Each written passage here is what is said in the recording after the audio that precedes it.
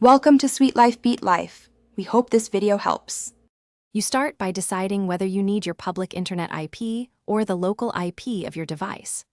Open a browser and a terminal or command prompt now. Make sure you can access your router admin if necessary. The reason is simple. Devices behind NAT show private addresses, while the router holds the public address.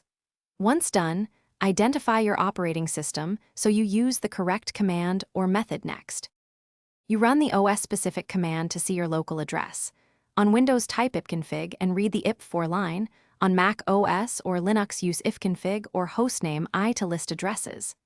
At the same time, open a browser and search, "What is my IP?" to reveal the router's public IP. This shows how external services see you.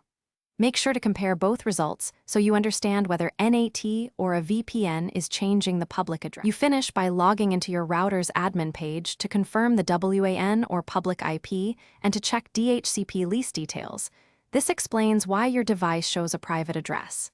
If you need a stable address, note whether the ISP assigns a dynamic or static IP. If values disagree or you see 0, 0, 0, 0, restart the router and verify VPN or proxy settings. This troubleshooting step often resolves mismatches and restores the correct public IP. Thanks for watching. Consider subscribing if we helped you.